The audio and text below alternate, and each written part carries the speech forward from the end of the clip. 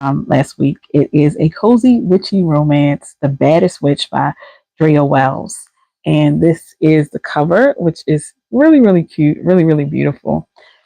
I want to talk about this book because I felt connected to this character so much, minus the magic stuff, okay? Which I can't even say that because we know black girls are magic, but I digress.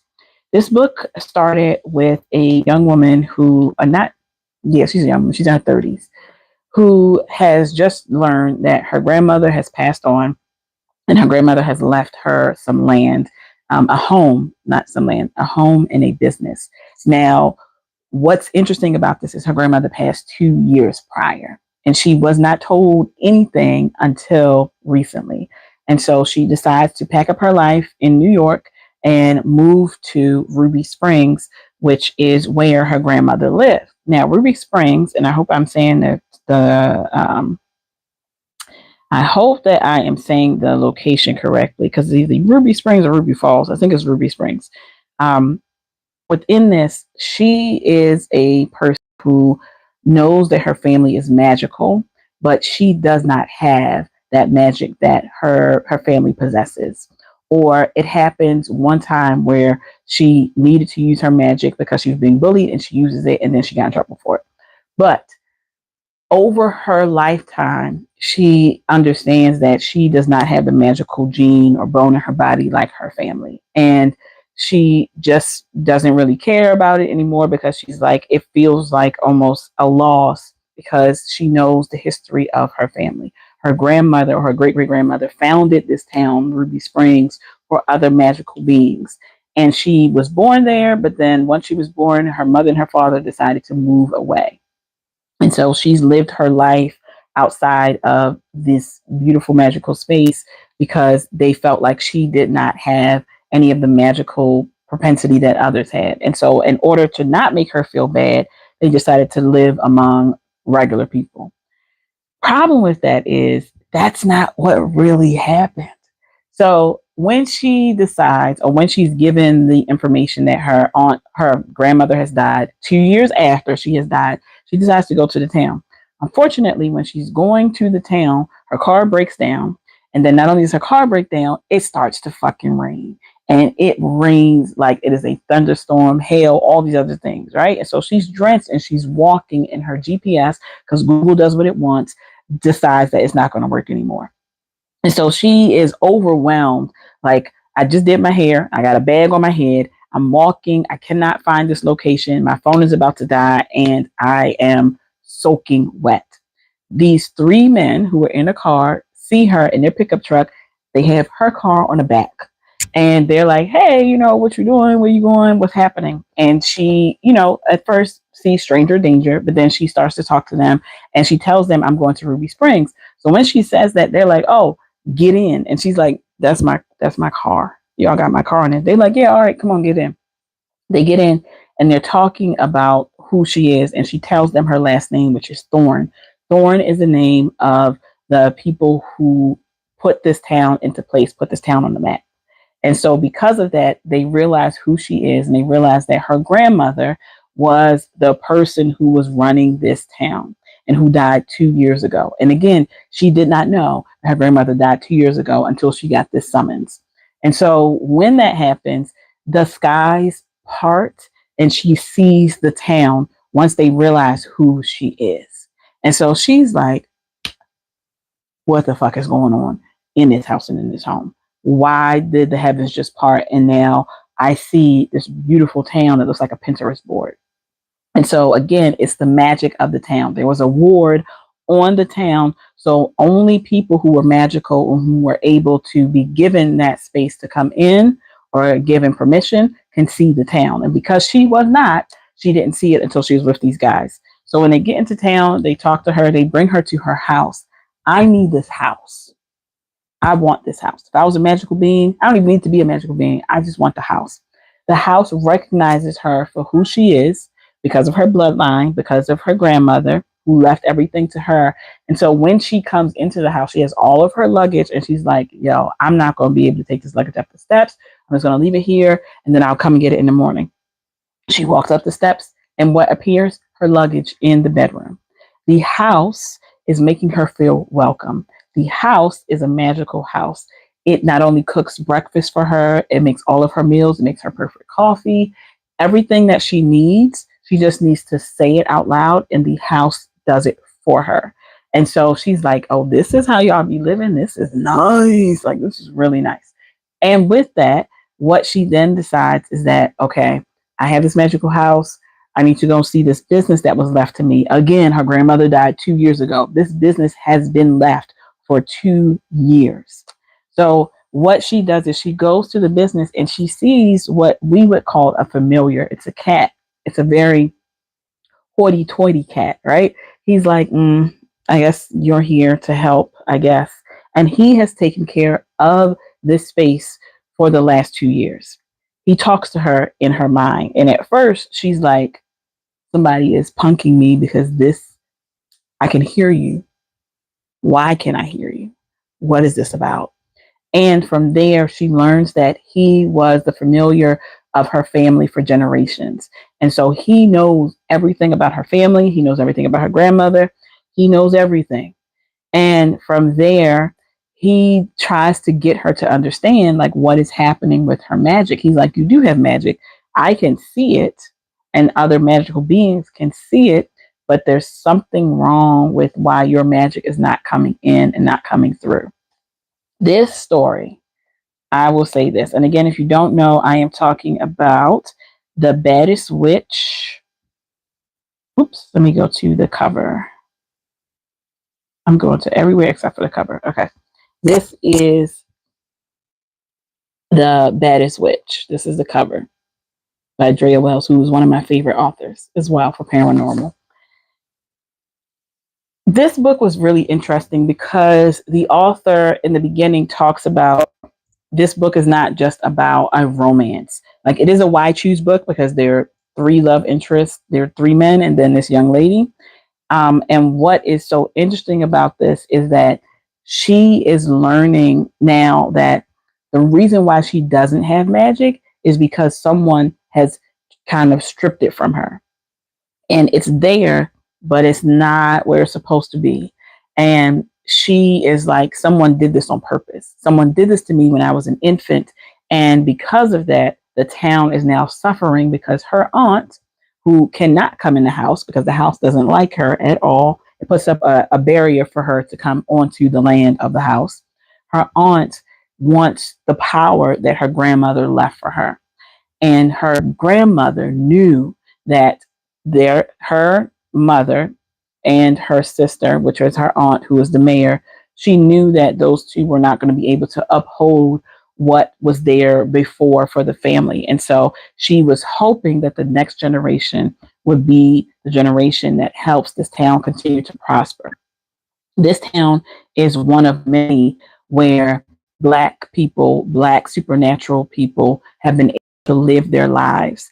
And if one town goes down, the other towns, which are all over the world, are going to have the same thing happen to them. And they know that people are looking for them. They know they exist, but they know that they can't get to them because the town has been warded. And so the only time you can see it, you can hear it, you can smell it, you can be there is if you're invited in or if you're a magical creature. Now, this book for me was so good because you have this woman who is over 30. So shout out to authors who do stories where the main character female is much, much older, because that's what I want to read. And I know a lot of people also want to read that.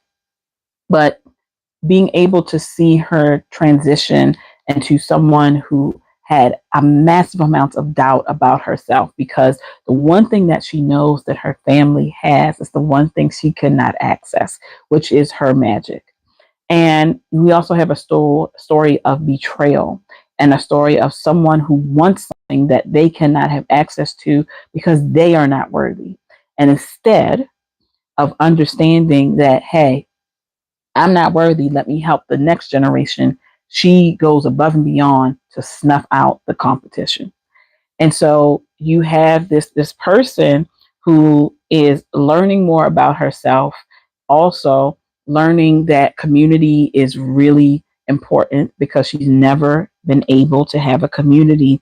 And she is in the space of like, wow, this is what it feels like when people actually like you, not for what you can do for them, but because they actually enjoy you as a person. And so she's getting to understand what that feels like in Ruby Springs. And she's also understanding that she has three men who are definitely interested in her, and they all bring something different to her. And she also has to understand that she is worthy of the love that they are willing to give. And each one loves her in a different way. But she is learning, like, I deserve this.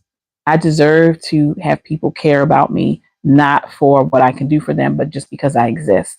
I deserve to be in a love, which is a four-way love, with men who see me, who want me, who are there and who acknowledge, like, yes, I sometimes is a mess, but I'm working on it. And they also are there to work and help me with that. And then also, what does legacy and inheritance look like when you understand that there are people who've come before you who wanted you to be great, but you have not been given the tools in order to do so. And then also, just some craziness that happens within this book. But let me bring it back up again. The title. I mean the cover. I loved. This is the cover again. The Baddest Witch.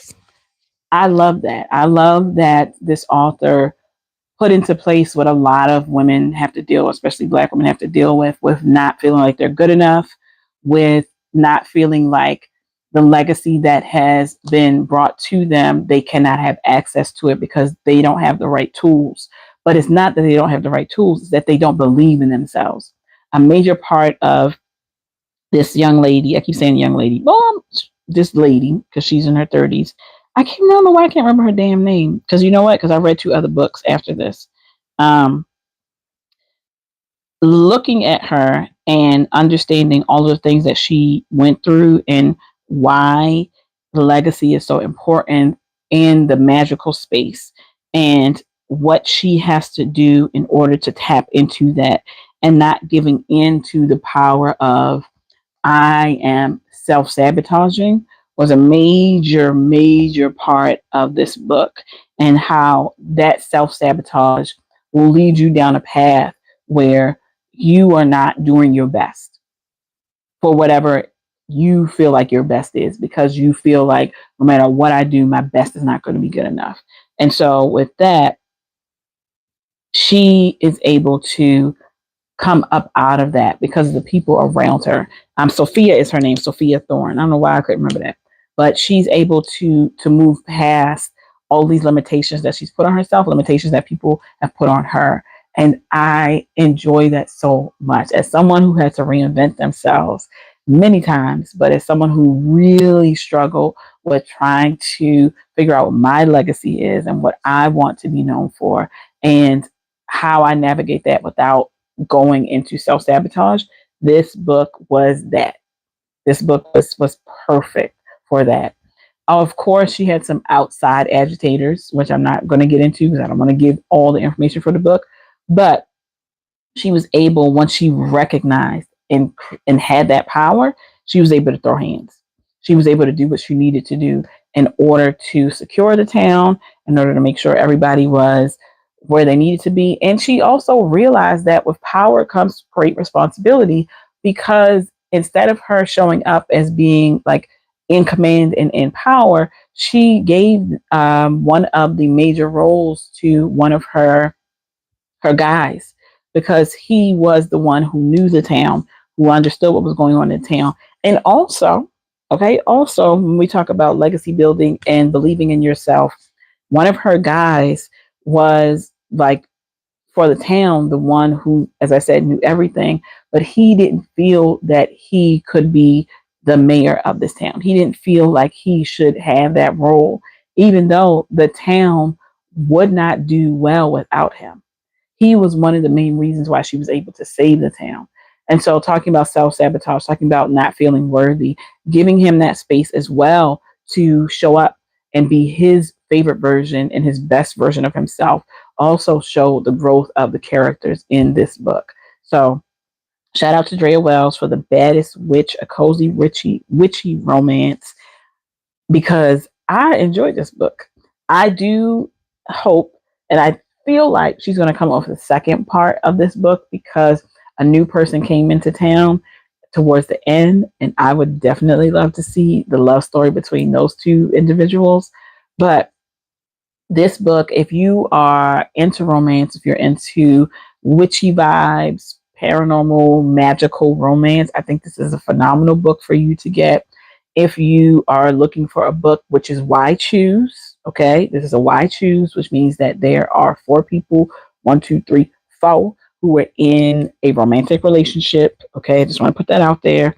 Um, I will say that on the page, the four of them are together, but there are two men within the book. They don't go into them having relations, but it's implied that they are having relations. So I just want to be clear that if that is not your jam, that this might not be the book for you. I do have a playlist of other Why Choose books. So just be aware of that. Just be aware of that. Now, with that being said, I enjoyed this book as someone who, like I said, who is over 30. I'm 40. And I really wish that more writers would write from, especially in romance, from the space of author, from characters who are 35 and up. I really want to read more of those 35 and up books. I do want to read books where everyone does not have a washboard, abs, is not a petite person. I want to read books where people have their flaws.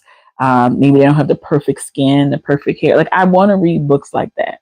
And I know you're going to say, but this is, you know, romance, and so you want the person to be perfect. But I want to see, you know, some contemporary work. Now, I know there are books like that, so I'm not going to hold you, but I did enjoy this. Whoops, here we go. Want to show the cover again. And this is, The Baddest Witch by international best-selling author Dreia Wells. And this is the cover of the book. You see her, and she's a thick girly, which I also enjoy as well. That she is, I think, like they said, size 16 something. I know she got the curves. That's what we want as well. We want to see women in these books, people in these books who are like that. So if you are interested, check out my playlist. I am going to do like a short clip on this book that goes into my shorts. But thank you for watching. Let me know if you're going to read this book. Let me know what you feel about it. Shout out to Dreia Wells because she's one of my favorite authors when it comes to witchy vibes and things like that. And she really did a big one on this book. All right. Y'all have an amazing Juneteenth. I am going to be out celebrating, and I hope that you also will do the same thing.